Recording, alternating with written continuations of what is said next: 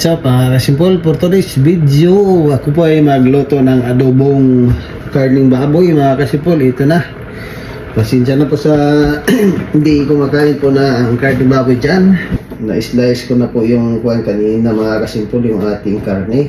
Lang na i-vlog kanina pag-slice. At ngayon, papainitin natin tong ating kardero. Try natin na adobo.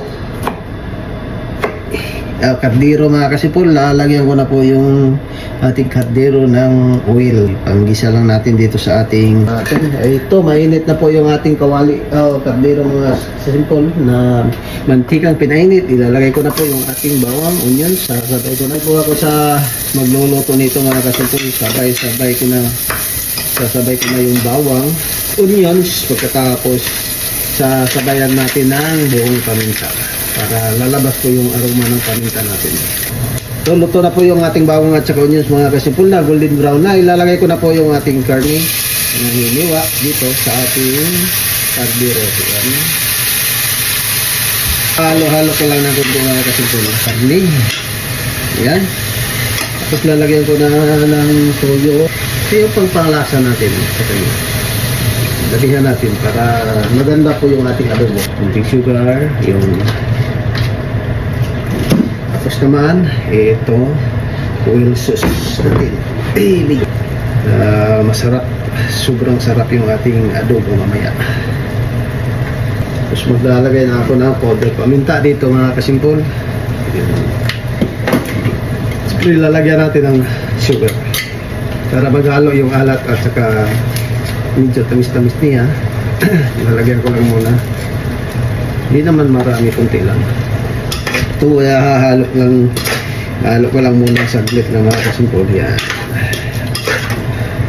sarap to pag may black beans, kaso wala po akong black beans. Yan. Nilagyan ko na ang kuwan ng toyo para pagka maluto mamaya. Kaya ko lang muna mamaya ng toyo kung kulang na yung toyo, mga kasimpol, at hindi po siya mag golden brown po. Pagka mag golden brown na, pero papalambutin ko pa muna to. Tatakpan ng saglit, mga kasimpol, tatakpan ko lang saglit bago ko lalagyan ng tubig. Ito na, kumulo na po siya, mga kasimpol. Makikita niya po, kumulo na. Ayan. At lalagyan ko na ng tubig, mga kasimpol, para tuloy-tuloy po yung kulo niya hanggang malambot. Kung papalambutin pa natin, mga babalikan lang natin to, mga kasimpol, after 30 minutes. Pag tuyo po yung tubig na ating ilalagay, yan, tama na po yan. Hanggang po siya, malambot na po yan. Muna, at tatakpan natin ulit, mga kasipol, at babalikan ko lang po yan, mga kasipol, after 35 simple. At babalikan ko na po yung aking nilulutong adobo at nalambot na po siguro. Wala na siyang tubig, mga kasipol. Tingnan nyo po, pulang-pula na po yung ating adobo, at kunti na lang po yung kanyang tubig. At palabasin lang natin yung mantika nito, mga kasimpol, bago natin ang bilis na yung sabaw sa sarili ng mantika hanggang mag-golden brown po siya, mga kasimpol, para makukuha po natin ang magandang po sa ating adobong baboy. Yung baboy na may balat, yung karning baboy na may balat, mga kasimpol, mayroon pang isang hiwa, ito na lang po yung natira. Kailangan po na lumabas po yung mantika niya at mag-golden brown siya. Sarap ng adobo.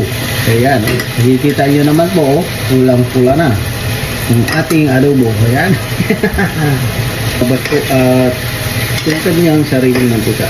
Maraming mantika to, mga kasimpol, dahil mataba po. Ganda, ang sarap-sarap. Pero hindi pa yan. Kailangan pa na lalabas yung maraming mantika. Lumabas yung sariling mantika. Hanggang dito lang po yung ating video, mga kasipol, at maraming salamat po sa inyong lahat, at God bless po.